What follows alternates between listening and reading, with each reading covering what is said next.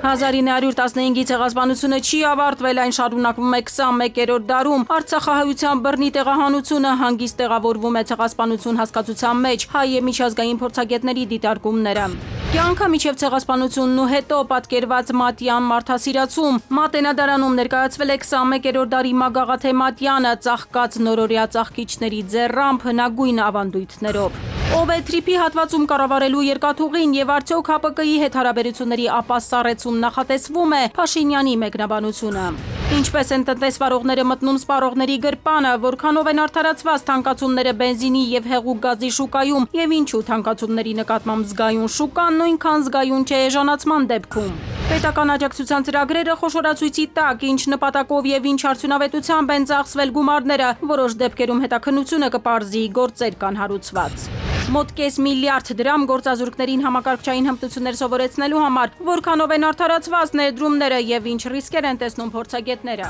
Քանի դաշինք կուսակցություն է մասնակցում հունիսի 7-ի ընտրություններին, կենտրոնական ընտրական հանձնաժողով փաստաթղթերի ներկայացման ժամկետն ավարտվել է։ Տագնապալից իրավիճակ Բյուրեղավանում 200-ից ավելի ահազանգ է ստացվել աղիքային վարակի ախտանշաններով, ինչից են թունավորվել բյուրեղավանցիները։ Խոշոր ավտովթար Միասնիկյան պողոտայում Յագուարը Մերսեդեսի հարվածից թռել է բաժանարար գծից, հայտնվել հանդիպակաց գոտում, ավտոբուս է վնասվել։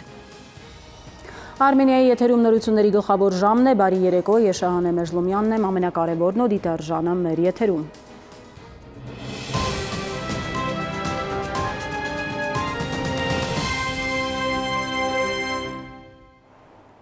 Հայ ժողովրդի նկատմամբ իրականացված ցեղասպանությունը չի ավարտվել, այն շարունակվում է նաև 21-րդ դարում։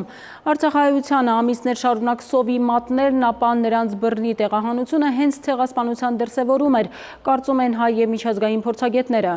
1915 թվականի իրադարձությունների եւ 2023-ին Արցախում տեղի ունեցածի միջև զուգահեռներ է անցկացրել միջազգային քրեական դատարանի առաջին դատախազ Լուիս Մորենո Օկամպոն։ Նա կարծում է, որ Արցախի գերեվարված առաջնորդ Բաքվի բանտերից ազատ արձակելու հարցը պետք է բարձրացնել մայիսին Երևանում կայանալիք Եվրոպական գագաթնաժողովում։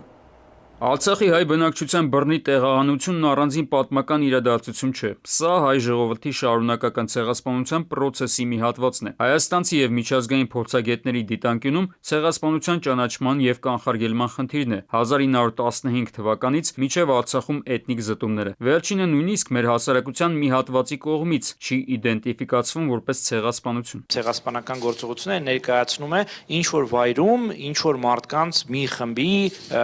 սպանություն Միջդեռ նորից եւ գիտականորեն եւ միջազգայինորեն ընդունված չափորոշիչներով ցեղասպանությունն ու ցեղասպանական գործողությունները դրանք ուղակի մարդկանց սպանությունները չեն, դրանք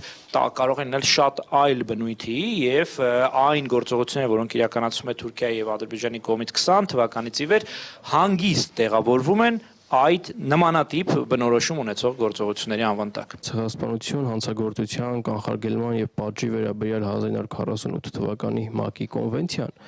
դրա երկրորդ հոդվածը սահմանում է թե ինչն է ցեղասպանություն եւ սահմանում է 5 կետ։ Եվ այս 5 կետերից 3-ը ուղղակիորեն վերաբերում են Արցախում կատարվածին, մեկը մասնակիորեն։ Ընդ որում կոնվենցիան ասում է, որ այս 5 կետերից մեկի արկայությունը արդեն նշանակում է ցեղասպանություն։ Հայ ժողովրդի նոր պատմության ընթացքում էթնիկ զտման ամենաակներև եւ քննարկված օրինակը 2022-ի դեկտեմբերից սկսված Արցախի տոտալ շրջափակումն է։ Էթնիկ զտման տեսակ, որի համար գոյություն ունի հատուկ տերմին՝ ցեղասպանություն բնակչության հյուծման միջոցով։ Այսօր Հայաստանի Հանրապետության բնակչության նկատմամբ իրականացվող տեղեկատվական քաղաքականությունն է, այդ թվում հոգեբանական կոմպոնենտով, որը դարձյալ գիտությունը, ցեղասպանագիտությունը որակում է որպես ցեղասպանական գործողություն։ Դրա մաս է կազմում հայության դեհումանիզացիան, հայության շրջանակներում այսպես կոչված failed state-ի տապալված պետության այսպես բանի, պարբերաբար կրկնությունը։ Ինչու է այսօր Թուրքիան շարունակում հերքել 1915-ին իրականացրած ցեղասպանությունը։ Չէ՞ որ կարելի է ասել, որ դա օսմանցիների ձեռքի գործն է եւ վերջ։ Հերքումը հիմնակարային նշանակություն ունի Թուրքիայի Հանրապետության համար, նշում են մասնագետները։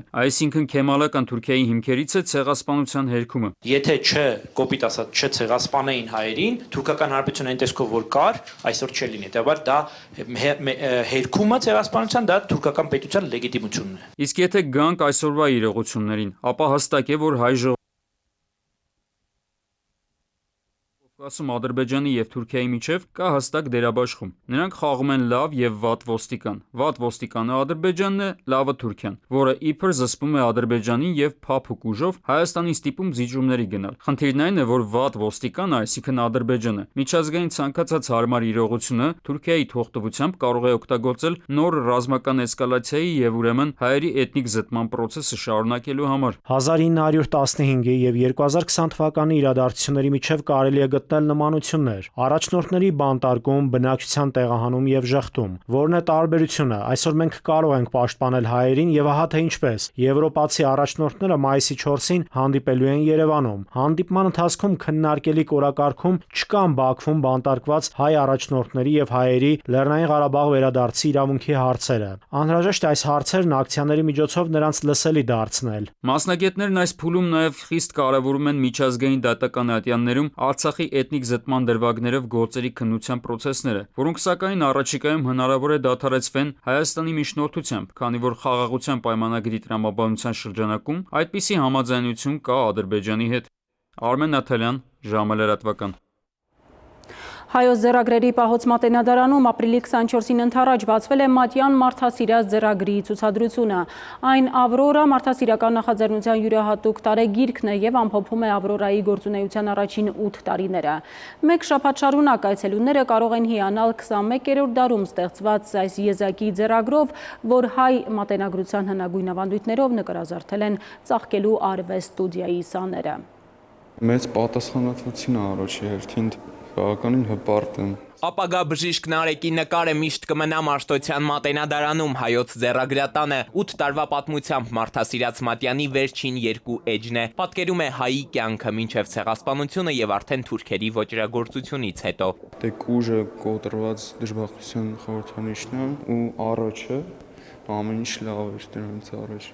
Մատենադարանի ավելի քան 20,000 ձեռագրերին 2018-ի ապրիլի 24-ին ավելացավ այս բացառիկ Մատյանը, առաջինը, որ ստեղծվել է հենց այստեղ, հայկական ժառանգության պահպանման եւ հումանիզմի այս կարևորագույն կենտրոնում, հայ մատենագրության բոլոր ավանդույթների պահպանմամբ։ Մագաղաթը եւ օգտագործված բոլոր նյութերը բնական են։ 8-րդ տարին է ճիշտ այսօրը ցեղասպանությանը զոհ դարձած 1.5 միլիոն հայի հիշատակի նախօրեին ներկայացվում է ցուցադրության։ Մատյանը իհարկե իր բովանդակությամբ տարբերվում է մատենադարանում պահվող անշուշտ մյուս ձեռագրերից, բայց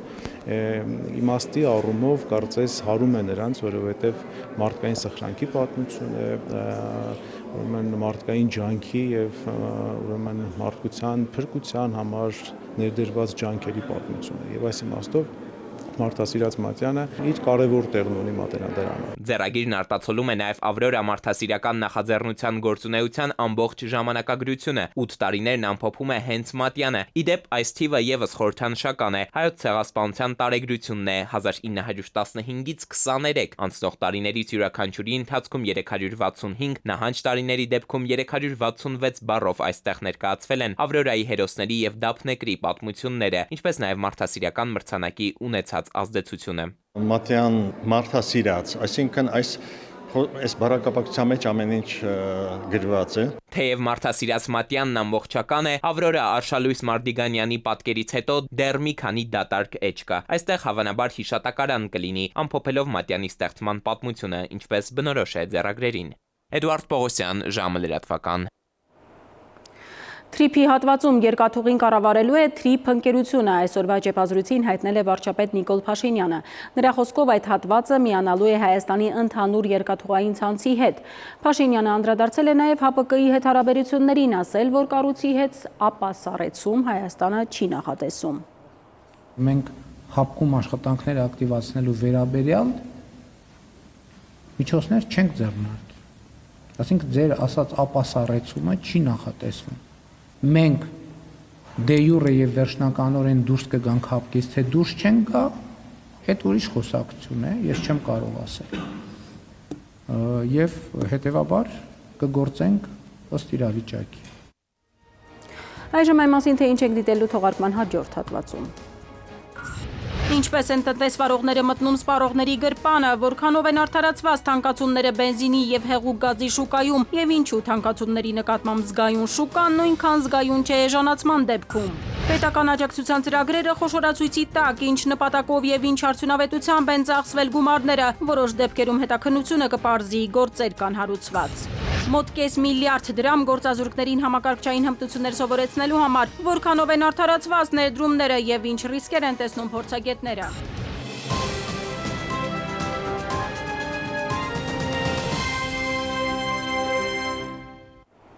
Ժամը շարունակում է աշխատանքը Արմենիայի ուղիղ եթերում։ Այժմ միջազգային լրահոս Իրանի իշխանությունները առաջին անգամ եկամուտ են ստացել նավերի կողմից Հորմուզի նեղուցը հատելու համար գանձվող վճարներից, հայտարարել է Մեջլիսի փոխոսնակ Հաջի Բաբային։ Հորմուզի նեղուցի գանձումներից ստացված առաջին եկամուտը փոխանցվել է Կենտրոնական բանկի հաշվին։ Նրա խոսքերն է մեջբերում Ֆարս գործակալությունը։ Միաժամանակ Միացյալ Նահանգների նախագահ Դոնալդ Թրամփը True Social Edge-ում գրել է, որ հրամայել է ոչնչացնել Հորմուզի նեղուցում ականներ տեղադրող ցանկացած նավակ։ Թրամփը հրահանգել է եռապատկել այդ աշխատանքների ծավալը։ Սպիտակ տան ղեկավարը հայտարարել է, որ իր կոչից հետո Իրանը այլևս մահապատժի չի ենթարկի 8 կանանց։ Պաշտոնական Թեհրանը սակայն հերքում է մահապատժի մասին տեղեկությունը, նշելով, թե Միացյալ Նահանգների նախագահը կեղծ լուրեր է տարածում։ True Social-ում արված գրառմամբ Թրամփը հայտարարել էր, որ ենթադրաբար մահապատժի դատապարտված 8 կանանցից 4-ը անմիջապես ազատ կարձակվեն, իսկ մյուս 4-ը 1 ամիս ազատազրկման մեջ կմնան։ Սկանդալային միջադեպ Բերլինում Իրանի վտարանդի թագաժառանգ Ռեզա Փահլավիի վրա կարմիր հեղուկ են լցրել ասուլիսից հետո, որտեղ նա քննադատել էր Միացյալ Նահանգների եւ Իրանի միջև կնքված հրադադարի համաձայնագիրը։ Ասուլիսից հետո շենքից դուրս գալիս է տեղի ունեցել միջադեպը, կատարվածից հետո նա ձեռքով է արել իր կողմնակիցներին եւ նստել ավտոմեքենան։ Միջադեպի ենթադրյալ մեղավորին ոստիկանությունը անմիջապես բերման է ենթարկել։ Վերադառնանք Հայաստան, ուժեղ Հայաստան կուսակցության առաջնորդ Սամվել Կարապետյանը հանդիպում է ունեցել կուսակիցների հետ, ասել, որ գալիս են աշխատելու 24 ժամ 7 օր ռեժիմով, հանուն հայերի համար փոփոխությունների։ Առաջիկա հանդիպումներին ներկայացնելու են տնտեսության զարգացման նոր ծրագրերը, որոնք Կարապետյանի կարծիքով հեղափոխական են լինելու Հայաստանի կյանքում։ Ինչ ենք անելու մենք, ապահովելու համար սրընթաց զարգացում։ Առաջին հերթին 24 ժամյա աշխատանք ունենալու ենք միասնական եւ ուժեղ հասարակություն։ Վերականգնելու ենք եկեղեցու տեղն ու դերը մեր հասարակության կյանքում։ Արտարությունը, արտարադատությունը, մարտասիրությունը գերակա է լինելու մեր կյանքում։ Եվ ինչպես խոստացել էինք, ունենալու ենք երաշխավորված ռեալ խաղաղություն, ինչը ես նույնպես երաշխավորում եմ։ Կառավարությունը խոշորացույցի տակ է պահելու պետական աջակցությամբ իրականացվող ծրագրերը, բազմաթիվ դեպքեր են արձանագրվել, երբ տնտեսվարողներին, գյուղացիներին պետությունը աջակցել է ներդրումային ծրագրեր իրականացնելու հարցում, սակայն պարզվել է, որ հատկացված գումարները այլ նպատակների համար են ծախսվել եւ հաճախ անարդյունավետ։ Քրեական գործեր կան հարուցված։ Գործադիրի ղեկավարը հայտնել է, որ պետական աջակցությամբ իրականացվող ծրագրերը երբեմն չեն իրականացվում, քանի որ օրինակ գյուղատնտեսության մեջ դրանք հաճախ ձեռնտու չեն։ Կառավարությունը խնդիր է դրել այդ ծրագրերի արդյունավետությունը բարձրացնելու համար, ապահովել դրանց իրականացման հետագծելիությունը։ Պետք է ծախսերը լինեն անկանխիկ միանշանակ։ Ոչ մեկ չի կարող գա ասի հորս արև 1 միլիարդ ներդրում եմ արել։ Այդ 1 միլիարդ ներդրումը իմ պահանջն է։ Որ պահին ես ուզեցի ասի, բերեք այդ 1 միլիարդ ներդրումը, բանկային համակարգով այդ դրամի շրջանառությունը ցույց տվեք, պետք է հատիկ։ Ու ոչ պլյուս մինուս կարող լինի 500,000 դրամ 1 միլիոն, այդ 1 միլիարդի մեջ։ Եթե որևէ տեղով էս հաշվարկը չեղավ, ուրեմն խնդրեմ կա։ Նավթի գների միջազգային վայրիվերումներին կայծակնային արագությամբ է արձագանքում հայկական շուկան։ Վերջին շրջանում բենզինի եւ հեղուկ գազի գները շեշտակի ավելացել են։ Ընդ որում շուկան զգայուն է հատկապես թանկացման ժամանակ, երբ միջազգային բորսաներում գները իջնում են, մեզ մոտ արձագանքը ուշանում է։ Որքանով են համաչափ թանկացումները, արդյոք սպառողների գրպանի հաշվին չեն հարստանում բենզին գազ ներկրողները եւ ով պետք է հսկի, որ խախտումներ չլինեն։ Նաիրի Մուրադյանի ռեպորտաժում։ Հեղուկ վառելիքի շուկայում ներկրող տնտեսվարողների համար կրկին խրախճանք է։ Շահույթները, որ գեներացնում են ի հաշիվ սպառողների, բենզինի շուկայում գները օր-օրի 10-ից 15 դրամով բարձրանում են։ 1-2 շաբաթ առաջ, եթե ռեգուլյար տեսակի բենզինը 455-ից 465 դրամ էր, հիմա այն դարձել է 500։ Պրեմիում տեսակը ավելի է թանկացել, հասնելով 520-ից 530 դրամի։ Մենք տեսել ենք բենզինի շուկայում ամենատարբեր տատանումները, գնանքում մի ժամվա մեջ, երբ որ շուկայում փոփոխություն չի ունում, ես տեսել ենք, որ պետական կառույցը արձագանքում է տնտեսվարողների վերլուծությունների մակարդակով։ Հեղուկ գազի շուկայում ավելի շատ են անբարեխիղճ տնտեսվարողները։ Շատերն օգտվելով համաշխարհային շուկայում ստեղծված իրավիճակից, մերձավոր արևելքում դեռ չկարգավորված գործընթացներից, մտքի ծայրով անցած գինը, որ սահմանել են ներկրված ապրանքի համար։ Նախ հեղուկ վառելիքի 1 լիտրը թանկացավ հասնելով 200 դրամի։ Հետո տնտեսվարողները շեշտակի փոխեցին վաճառվող հեղուկի արժեքի թվերը, հասցնելով մինչև 250 դրամի։ Քաթարը ամենամեծ արտադրողներից մեկն է հեղուկ գազի, դրա համար դա միջազգային գիներին հարվածել է։ Բայց մեր դեպքում Ռուսաստանից է ներմուծումը ու շուկան սեգմենտավորված է, այսինքն կարող է Ռուսաստանի շուկան այդքան սերտ փոխկապվածություն չունենալ միջազգային շուկային։ Դրա համար գուցե նաև ասենք լոգիստիկ խնդիրները, օրինակ Լարսով անցումով պայմանավորված։ Ադրբեջանական ներկրվող բենզինով հայ հանրությանը ոգևորողների, հատկապես պատկան մարմինների ուշադրությունն են հրավիրում փորձագետները, տնտեսագետները։ Կա գեթ 1 պետական կառույց, որ խորը ուսումնասիրություն կիրականացնի վառելիքի շուկայում, հասկանալու համար, որքանով են հիմնավոր կայծակնային արագությամբ գնագոյացումները։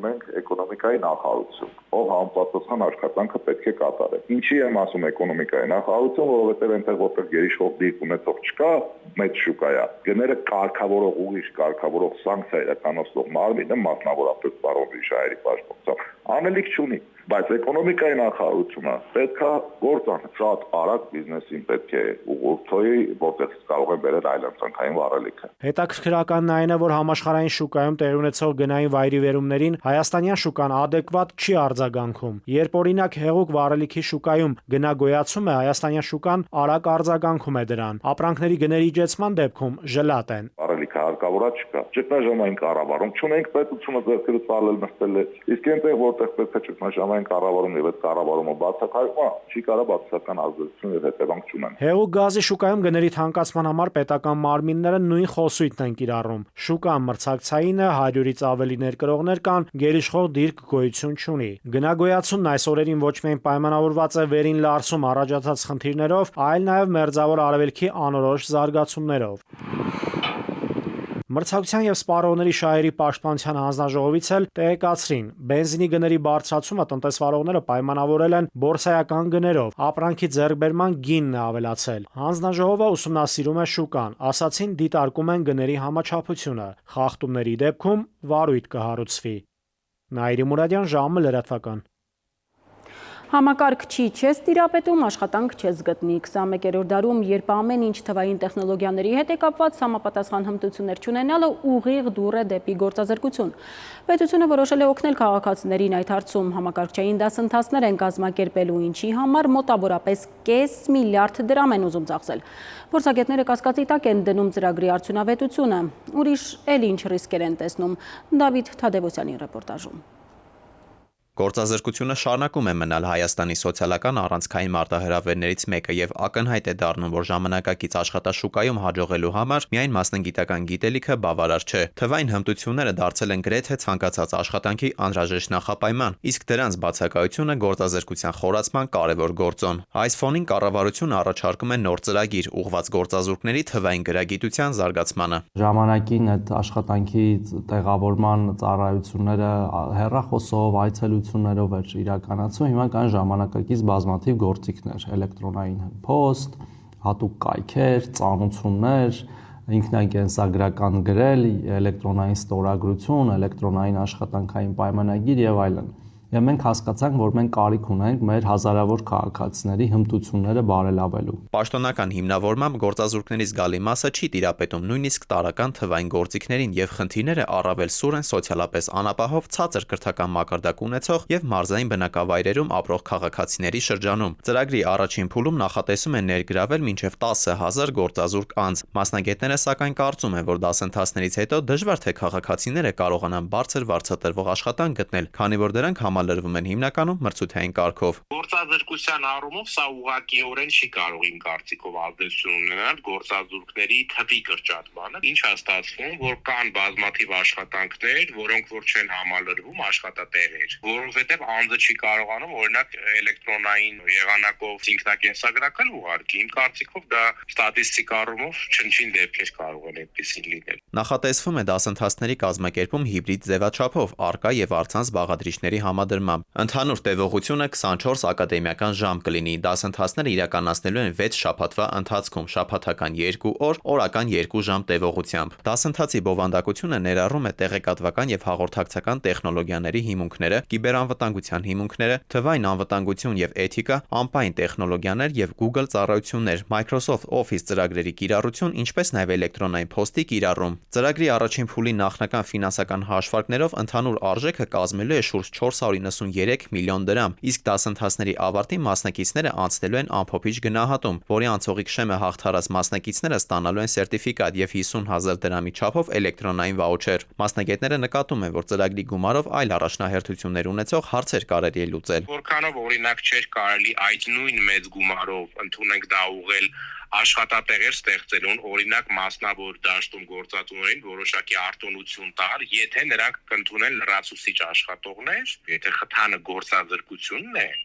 դրա առաջին պատճառը աշխատատեղերի սակավությունն է։ Վաուչերները ընդհանրապես տոմս է հետագայում մասնակցելու այլ դասընթացներին եւ չի բացառվում նաեւ, որ օրինակ տվյալ դասընթացները արժենան շատ ավելի թանկ եւ քաղաքացիներին ասեն, որ 50,000-ը դուք վաուչերով վճարեք, մնացածը ձեր գրպանից։ Այսպիսով թվային գրագիտության զարգացման ծրագիրը ներկայանում է որպես ժամանակակից աշխատաշուկայի պահանջներին համահունչ քայլ, սակայն մասնագետները առաջ են բերում մի շարք կարևոր հարցեր՝ իր արդյունավետության, նպատակային լինելու եւ իրական ազդեցության վերաբերյալ։ Դավիթ Թադևոսյան, ժամը լրատվական։ Երբ կբացվի Մարգարա Ալիջան անցակետը, թուրքական աղբյուրները գրում են, որ Ալիջան սահմանային անցակետի բացման համար աշխատանքները շարունակվում են մեծ թափով եւ մոտենում են ավարտին։ Ըստ Կարծմանսետ լրատվական կայքի, Ալիջան սահմանային անցակետի մաքսային կետում, ենթակառուցվածքներում եւ ծառայողական շենքերում աշխատանքները մեծամասամբ ավարտվել են եւ նպատակ կա անցակետը շահագործել այս ամսվա վերջին։ Հայ-թուրքական սահմանի մոտ գտնվող Մեղրաշատի եւ Հարակից գյուղերի աշակերտները առաջիկայում կսովորեն Բյուրակնում կառուցված նոր դպրոցում։ Մեղրաշատի բնակիչները սակայն 1 տարուց ավելի պայքարում են իրենց դպրոցի փակման դեմ։ Դպրոցը ունի 52 աշակերտ եւ համեմատաբար լավ պայմաններ, իսկ համայնքը պնդում է, որ այնտեղ նույնպես ապահովվում է որակյալ կրթություն։ Աշակերտներն ու ծնողները դեմ են տեղափոխմանը, նշելով, որ կարող է նույնիսկ հրաժարվել հարևան գյուղի դպրոց հաճախելուց եւ նախընտրել քաղաք գնալը։ Նրանք նաեւ մտավախություն ունեն, որ դպրոցի փակումը կհանգեցնի գյուղի դատարկմանը։ 3 դպրոցներից 2-ի մանկավարժները կորցնելու են աշխատանքները, կամ կա այսպիսի մի տարբերակ։ Ասենք, եթե ես հիմա 1 դրույք եմ պարապում, կարող է առաջարկեն 1 ուրիշ դպրոց, կես դրույքով։ Դե ինչպես կարող ես ընտանիք պահել կես դրույք աշխատանքով։ Բազմաթիվ են ընտանիքները, որ տեղափոխվում են զուտ այն պատճառով, որ իրենց երեխան գնա լավ դպրոց, իրենց ընկալմամբ եւ պատկերացմամբ։ Եվ հիմա կառավարությունը ասում է կարիք չկա փոխելու բնակության վայրը։ Ապրեք այնտեղ, որտեղ ապրում եք, եւ ձեր երեխան կգնա լավ դպրոց։ Կրկին դադար մեր եթերում կվերադառնանք րոպեներ անց։ Քանի դաշինք կուսակցություն է մասնակցում հունիսի 7-ի ընտրություններին, կենտրոնական ընտրական հանձնաժողով փաստաթղթերի ներկայացման ժամկետն ավարտվել է։ Տագնապալից իրավիճակ Բյուրեղավանում 200-ից ավելի ահազանգ է ստացվել աղիքային վարակի ախտանշաններով, ինչից են թունավորվել բյուրեղավանցիները։ Խոշոր ավտովթար Միասնիկյան պողոտայում Յագուարը Մերսեդեսի հարվածից թռել է բաժանարար գծից, հայտնվել հանդիպակաց գոտում, ավտոբուս է վնասվել։ Մեթեո աշխարհ ինչպես կանցնի նոր օրը ավելին քիչ ուշ։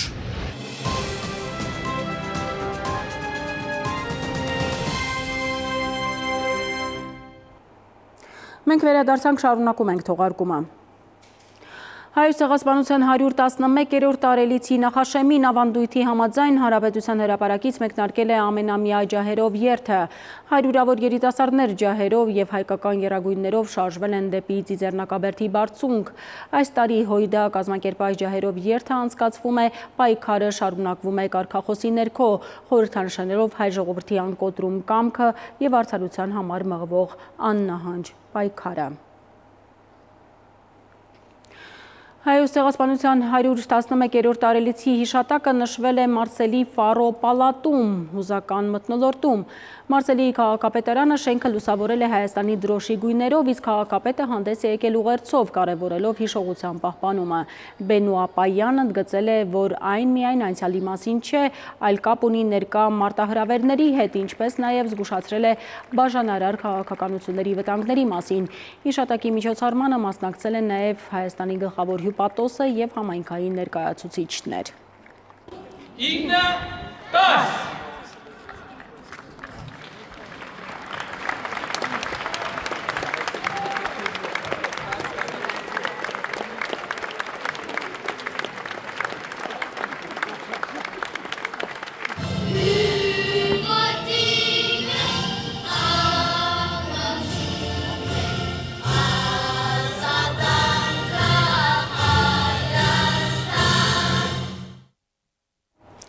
Հաջորդ թեմայի մասին զեղծարարների թիրախում այս անգամ Արցախից բռնի տեղահանված քաղաքացիներն են։ Մեդիա փորձագետներն են ահազանգում, որ իբր բարեգործական նպատակներով կիբեր խարդախները կապ են հաստատում մեր հայրենակիցների հետ, առաջարկում ստանալ մեծ գումար եւ այս ամենը շատ արագ։ Ըստ մասնագետների իրենց հնարավոր զոհին շտապեցնում են, թե իբր վերջին օրն է, հետո գումար պահանջում ավելի շատ հետ փոխանցելու պայմանով, այս ընթացքում էլ քաղաքացիների անձնական տվյալները հավաքագրում։ Մեդիա փորձագետները զգուշացնում են, շտապեցնելը կամ փող պահանջելը գումար տրամադրելու համար արդեն հստակ խաբեության նշան է։ Ինտերնետով մարդկանց հետ կապնվում են եւ գումար շորթում։ Ասում են, որ օգնություն պետք է ստանաք, ու դրա դիմաց գումար են վերցնում, հետո տվյալներ են հավաքում, փորձում են նաեւ բանկային հաշիվներին մուտք ստանալ։ Զեղծարարի ձեռքում ինչքան տվյալ հայտնվեց, այդքան հետագայում կարող է խնդիր ունենալ, իսկ այս դեպքում նաեւ օրինակ անձնագրի նկար են ուզում, դա նշանակում է, որ մարդկանցից կարող են օրինակ հետագայում փորձել իրենց անունից վարկ ձևակերպել օրինակ։ Ինչից են թունավորել բյուրեղավանցիները, 2 օրում 200-ից ավելի մարդ է դիմել բժիշկների նույնատիպ գանգատներով, փսխում, ջերմություն, սրտխառնոց, լուծ։ Մեկ տասնյակ մարդ հոսպիտալացվել է, վարակաբանները նշում են, ախտանշանները աղիքային վարակի մասին են խոսում։ Բնակիչները համոզված են, իրենք ջրից են թունավորվել, կարծում են կոյուղու ջուրը խառնվել է խմելու ջրին։ Վեոլիա ջրից նախորդին ասել են, թե բյուրեղավանում խմելու ջրի հետ կապված շեղում չեն հայտնաբերել։ Այնուամենայնիվ բյուրեղավանցիները ջուրը միայն եռացրած են օգտագործում։ Բյուրեղավանում վերջին օրերի լարված իրավիճակը չի հանդարտվում, բնակիչներն ահազանգում են, որ ծորակի ջուրը փոխել է համը ու դարձել է վտանգավոր օգտագործման համար։ Մարդիկ նշում են, որ ջուրը խմելիս տարօրինակ համ ու հոտ են զգում, ինչից հետո սկսվել է առողջական խնդիրներ։ Բժիշկների պատմելով արդեն մի քանի օր է գրանցվում է սրտխառնոց, փորլուծություն, փսխման եւ ընդհանուր թուլության դեպքեր։ Շտապօգնության ծառայությունը ստացել է ավելի քան 40 ահազանգ աղիքային վարակների կասկածով։ Տուժածների թվում մեծ թիվ են կազմում երեխաները։ Մեր ինֆեկցիոնիստը գիշերը արդեն ամեն ինչ ղեկավարել է, թե շտապ հայտնումը, թե բոլոր մարմինների տեղյակ պահելը, ովքեր իմանան, որպեսզի ամեն ինչը ղեկավարվի։ Դպրոցներում իրավիճակը եւս մտահոգիչ է։ Ուսուցիչները ստիպված են եղել երեխաներին տուն ուղարկել, քանի որ շատերի ինքնազգացողությունը կտրուկ վատացել է դասերի ընթացքում։ Բյուրեղավանի բնակիչները նշում են, որ գրեթե յուրաքանչյուր ընտանիքում կա հիվանդացող անդամ։ Բոլոր բնակիչների մոտ նույն վիճակն է, 200 մարդ թունավորման ախտանիշով դիմել է Բյուրեղավանի բժշկական կենտրոն։ Ժամին այս կենտրոնից հայտնեցին, որ այսօր էլ դիմողներ եղել են դարձյալ նույն գանգատներով, ըստ հիվանդությունների վերահսկման եւ կանխարգելման ազգային կենտրոնի նրանց վիճակը միջին ծանրության է։ Բյուրեղավան համայնքում արձանագրվել են աղիքային վարակիչ հիվանդության դեպքեր, որոնք ներկայումս գտնվում են համապատասխան մասնագիտական կառույցների ուշադրության կենտրոնում։ Ստացված շտաբ հաղորդումների ընդհանուր թիվը կազմում է շուրջ 30։ Հիվանդությունների վերահսկման եւ կանխարգելման ազգային կենտրոնից հայտնում են, այս պահին հոսպիտալացվել է 11 քաղաքացի։ Նրանց առողջական վիճակը գնահատվում է միջին ծանրության։ Կան նաեւ տնային պայմաններում բուժում ստացող անձինք։ Արձանագրված կլինիկական ախտանշաններն են՝ սրտխառնոց, փորլուծություն, փսխում եւ մարմնի ջերմաստիճանի բարձրացում, որոնք բնորոշ են աղիքային վարակներին։ Բնակիչները համոզված են, կոյուղին խառնվել է խմելու ջրին, որից հետո էլ իրենք թունավորվել են։ Հիվանդությունների վերահսկման եւ կանխարգելման կենտրոնի մասնագետներն արդեն ջրից նմուշներ են վերցրել լաբորատոր փորձաքննության համար։ Արդյունքները, ինչպես նշվում են, կօգնեն պարզել աղտոտման իրական պատճառը եւ վտանգի աստիճանը։ Մինչ այդ բնակիչների խորհուրդ է տրվում չօգտագործել ծորակի ջուրը խմելու նպատակով կամ այն օգտագործելուց առաջ պարտադիր եռացնել։ Քնարիկ Պետրոսյան, ժամը լրատվական։ Կենտրոնական ընտրական հանձնաժողովը 2 ժամ առաջ ավարտել է հունիսի 7-ի ընտրությունների մասնակցել ցանկացող դաշինք կուսակցությունների գրանցումը, վերջնաժամկետը այսօր երեկոյան ժամը 6-ն էր։ Եվ այսպես 19 քաղաքական ուժ է հայտ ներկայացրել մասնակցելու ընտրություններին։ Այս եւ օրվա մյուս ուշագրավ թեմաները մեկ տեսաշարով։ 2020 թվականի սեպտեմբերի 27-ին Արցախում Ադրբեջանի սանձազերծած ռազմական գործողությունների հետևանքով անհայտ կորածների ընտանիքներին սոցիալական աջակցության տրամադրումը կշարունակվի։ Որոշումը գործադիրը այսօր հաստատեց։ Աշխատանքի եւ սոցիալական հարցերի նախարարությունն առաջարկել է եւս 3 ամսով 2026 թվականի ապրիլին, մայիսին եւ հունիսին երկարաձգել վճարումները 8 անհայտ կորածի ընտանիքների համար եւս։ Այս նախաձեռնության իրականացման համար պետական բյուջեից հատկացվել է 7.2 միլիոն դրամ։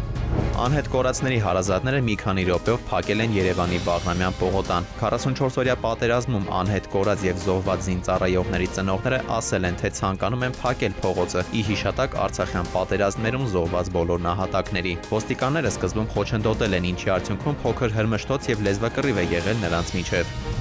Այսօր ժամը 18-ից լրացավ ազգային ժողովի ընտրությունների մասնակցելու ցանկություն ունեցող քաղաքական ուժերի գրանցման համար փաստաթղթերի կենտրոնական ընտրական հանձնաժողով ներկայացնելու վերջնաժամկետը։ Այսպիսով ընտրությունների մասնակցության փաստաթղթեր են ներկայացրել հետևյալ քաղաքական ուժերը՝ Քաղաքացիական պայմանագիր կուսակցությունը, Բարգավաճ Հայաստանը, Հայաստանի Շնորհապետական կուսակցությունը, Բոլորին դեմ եմ ժողովրդավարական կուսակցությունը, Ուժեղ Հայաստան դաշինքը, Ժողովրդավարական համախմբում կուսակցությունը, Միասնության թևերը, Լուսավոր Հայաստանը, Ազգային ժողովրդական բևեռ համահայկական կուսակցությունը, Հայաստան կուսակցությունների դաշինքը, Քրիստոնյա ժողովրդավարական կուսակցությունը, Հայ ազգային կոնգրեսը, Նոր ուժ ռեֆորմիստական կուսակցությունը, Հանրապետությունը, Ալյանս առաջադիմական ցենտրիստական կուսակցությունը, Ռեֆորմիստների կուսակցությունը, ԴՕԿ կուսակցությունը, Քոչարի ազգային վերածնունդ եւ ազգի զարթոն կուսակցությունը եւ Հանուն Հանրապետության ժողովրդավարության պաշտպանների դաշինք կուսակցությունը։ Քաղաքական ուժերի գրանցումը ավարտվելու է մայիսի 3-ին, քարոզ արշավը կմեկնարկի մայիսի 8-ին։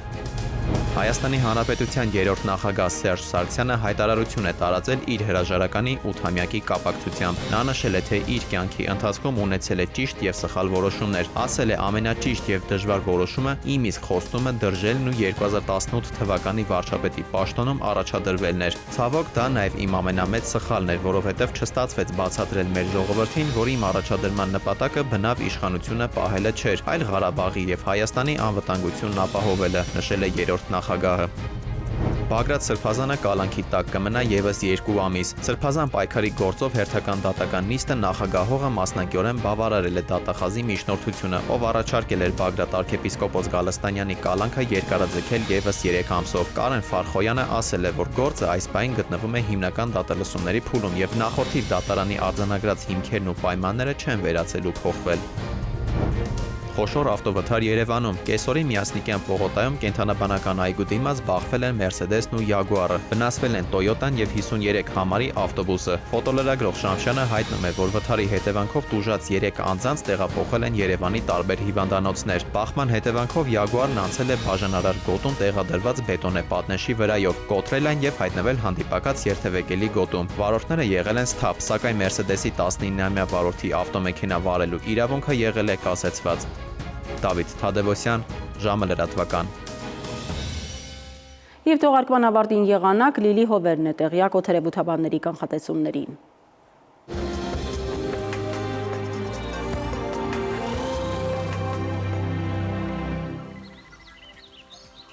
Բարերեկո եղանակիտեսության հովանավորն է գերմանական Վայլենդ ապրանքանիշը, իր որակյալ և գերխնայող գազի կաթսաներով։ Դրանք պաշտոնապես ներկայացված են էքստերիեր խանութ սրահներում։ Վայլենդ ձեր բնակարանի կայուն եղանակը։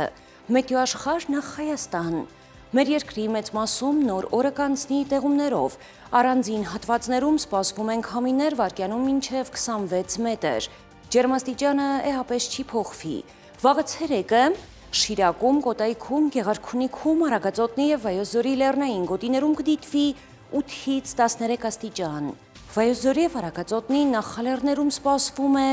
20-ից 23, Լոռիում 10-ից 14, Տավուշում 12-ից 16 աստիճան։ Արարատում, Արմավիրում կդիտվի 20-ից 24, Սյունիքի հովտային գոտիներում սպասվում է 24-ից 28, Սյունիքի նախալեռներում 18-ից 22 աստիճան։ Երևանում օրը կանցնի տեղումներով։ Այս գիշեր սպասվում է 9-ից 11, ցերեկը 20-ից 22, երեկոյան 13-ից 16 աստիճան։ Եվ հրաժեշտից առաջ հիշեցնեմ, որ մեր այս թողարկումից հետո Արմենիայի եթերում ընտրության ժամն է, այսօրվա հյուրը Ուժեղ Հայաստան կուսակցության անդամ Տիգրան Աբրահամյանն է։ Այսքանն էինք պատրաստել այսօրվա համար, ես ձեզ հրաժեշտ եմ տալիս և մաղթում խաղաղ գիշեր։